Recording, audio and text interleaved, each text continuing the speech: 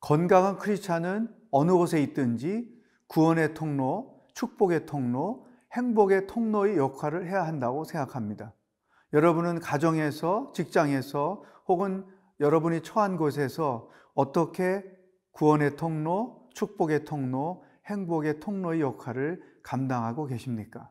오늘은 출애굽기 12장 37절로 51절을 묵상하겠습니다. 출애굽기 12장 37절에서 51절 말씀입니다. 이스라엘 자손이 람셋을 떠나서 숫곳에 이르니 유아 외에 보행하는 장정이 60만 가량이요 수많은 잡족과 양과 소와 심이 많은 가축이 그들과 함께 하였으며 그들이 애굽으로부터 가지고 나온 발교되지 못한 반죽으로 무교병을 구웠으니 이는 그들이 애굽에서 쫓겨남으로 지체할 수 없었음이며 아무 양식도 준비하지 못하였음이었더라. 이스라엘 자손이 애굽에 거주한 지 430년이라 430년이 끝나는 그날에 여호와의 군대가 다 애굽 땅에서 나왔은즉 이 밤은 그들을 애굽 땅에서 인도하여 내심으로 말미암아 여호와 앞에 지킬 것이니 이는 여호와의 밤이라. 이스라엘 자손이 다 대대로 지킬 것이니라. 여호와께서 모세와 아론에게 이르시되 유월절 규례는 이러하니라. 이방 사람은 먹지 못할 것이나 각 사람이 돈으로 산 종은 할례를 받은 후에 먹을 것이며 거류인과 타국 품꾼은 먹지 못하리라. 한 집에서 먹되 그 고기를 조금도 집 밖으로 내지 말고 뼈도 꺾지 말지며 이스라엘 회중이 다 이것을 지킬지니라. 너희와 함께 거류하는 타국인이 여호와의 유월절을 지키고자 하거든 그 모든 남자는 할례를 받은 후에야 가까이 하여 지킬지니 곧 그는 본토인과 같이 될 것이나 할례 받지 못한 자는 먹지 못할 것이니라. 본토인에게나 너희 중에 거류하는 이방인에게 이 법이 동일하니라 하셨으므로 온 이스라엘 자손이 이와 같이 행하되 여호와께서 모세와 아론에게 명령하신 대로 행하였으며 바로 그날에 여호와께서 이스라엘 자손을 그 무리대로 애굽 땅에서 인도하여 내셨더라. 자, 10번째 재앙 이후에 이제 본격적으로 이스라엘 백성들의 출애굽 여정이 시작이 됩니다. 오늘 본 말씀에 보면 장정만 60만 명이었다. 그러니까 부녀자들 또 어린 아이들까지 하면 그 숫자가 굉장히 많겠죠. 또 그들이 소유하고 있던 가축, 그 다음에 그들과 함께 살았던 여러 민족들이 어우러져서 출애굽을 시작하게 됩니다. 오늘 먼저 이 출애굽의 의미가 무엇일까? 출애굽의 역사를 우리는 이해할 필요가 있습니다. 본문 말씀 40절, 41절입니다. 이스라엘 자손이 애굽에 거주한 지 430년이라 430년이 끝나는 그날에 여호와의 군대가 다 애굽 땅에서 나왔은즉 430년 애굽의 생활은 어떤 의미가 있을까요? 여기서 우리는 역사를 주관하시는 하나님을 바라보게 됩니다. 특별히 이스라엘 백성들을 다스리시고 지도하시고 인도하시는 하나님의 손길을 보는 것입니다. 아브라함을 통해서 히브리 민족을 형성하셨고 그리고 아브라함과 약속할 때 창세기 15장에 보면 이런 말씀이 이미 있었습니다. 13절 14절에 보면 후손들이 나그네로 400년을 살다가 억압을 받다가 내가 그들을 다시 돌아오게 하겠다, 이런 약속의 말씀이 있었습니다. 그러니까 하나님이 아브라함에게 주셨던 말씀대로 야곱의 시대에 그들의 삶의 무대가 가나안에서 이집트로 갔고 그 이집트에서 정확하게 430년 만에 다시 약속의 땅 가나안으로 왔단 말이죠. 이렇게 그들이 옮겨가는 과정에서 우리가 발견되는 것은 하나님이 이스라엘 백성들의 역사의 주인이라는 거죠. 하나님의 계획하심 가운데 그들의 삶이 진행되었고 하나님이 주관하심을 따라 그들의 인생 여정이 전개가 되었다는 것입니다. 여러분, 이 굉장히 중요한 신앙인의 원리입니다. 우리 크리스찬들의 세계관인 것이죠. 하나님이 역사를 통치하시고 다스리신다. 그리고 우리는 그분의 섭리 안에서 살고 있다. 이것이 가장 기본적이면서 중요한 크리스찬들이 가져야 될 세계관인 것입니다.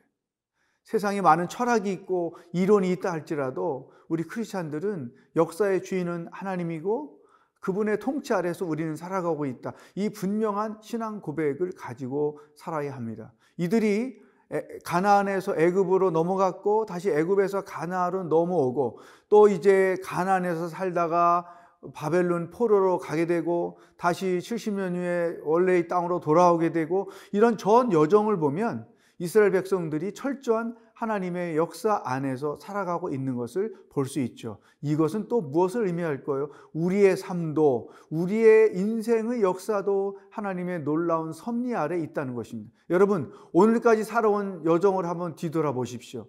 하나님의 역사였습니다. 하나님의 인도하심이 있었고 하나님의 계획하심이 있었고 하나님의 공급하심이 있었던 것이죠. 이것을 깨닫고 인식하고 고백하는 것, 이게 크리스찬들이 가져야 될 첫 번째 세계관인 것입니다.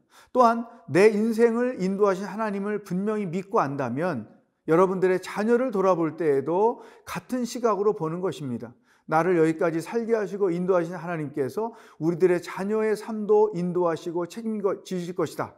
이러한 믿음의 눈으로 자녀들의 인생을 바라볼 때 거기에 기도 제목이 나오고 또 무엇을 위하여 그들을 후원해야 될지 또 무엇을 기도해야 줘야 될지 그리고 그들을 어떻게 양육하며 인도해야 될지를 우리가 발견할 수 있다는 것입니다. 출애굽의 역사에서 우리는 우리 개인의 삶의 역사를 보고 우리 가정의 역사를 보는 것입니다. 나도 우리의 가정도 자녀들도 우리 교회도 하나님의 계획하심 따라 하나님의 역사하심 아래서 우리는 살고 있다. 오늘 이 사실을 인식하시고 하나님의 계획하심이 어떻게 여러분의 인생 여정 가운데 전개되었었는지 한번 그것들을 메모하면서 크리스찬으로서 마땅히 가져야 할 세계관을 다시 한번 정립하는 하루가 될 수 있기를 바라겠습니다.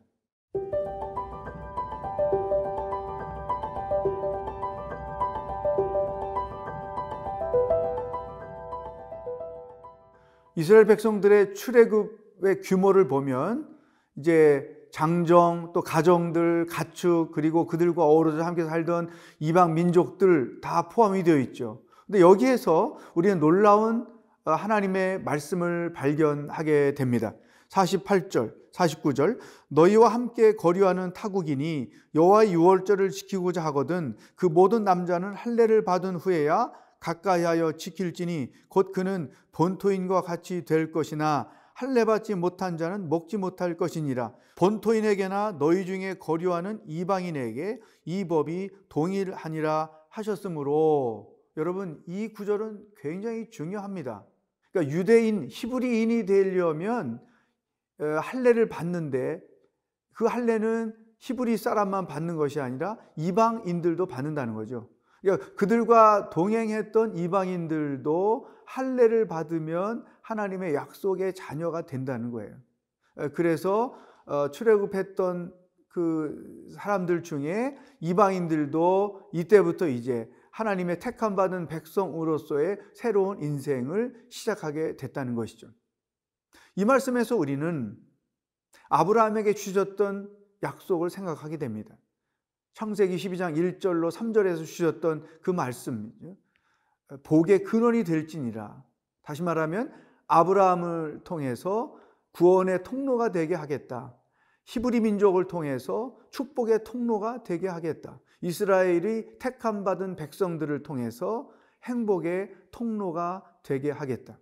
이 이스라엘 무리에 섞여 있었던 이방인들은 할례를 받음으로 하나님의 자녀, 하나님의 택한 백성의 대열에 들어가게 된 것이죠.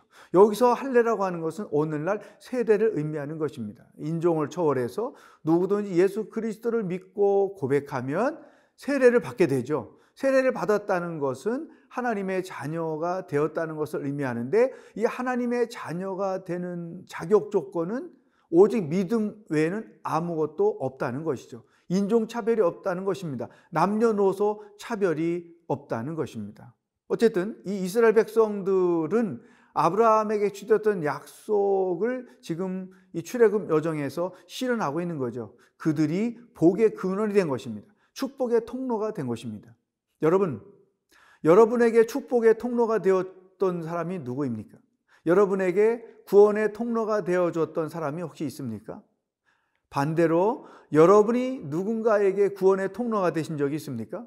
또 여러분이 누군가에게 축복의 통로가 되신 적이 있습니까?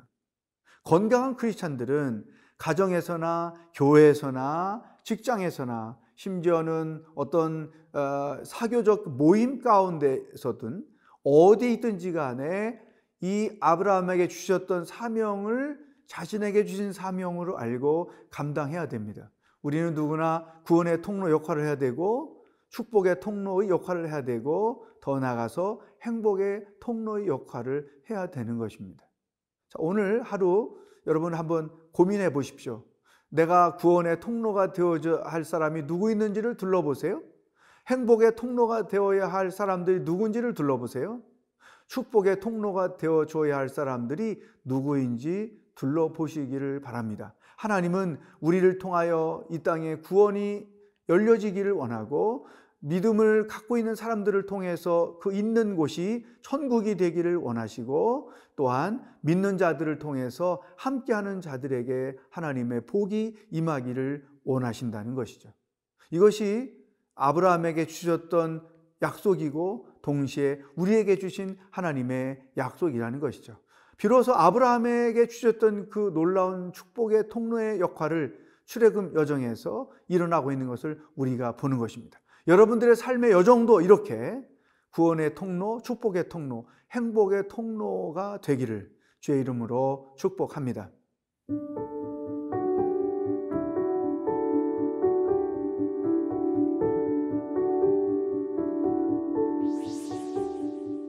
하나님 아버지, 어느 곳에 있든지 구원의 통로, 축복의 통로, 행복의 통로의 역할을 감당하며 살아가는 하나님의 사람들이 되도록 인도하여 주시옵소서. 예수님의 이름으로 기도합니다. 아멘.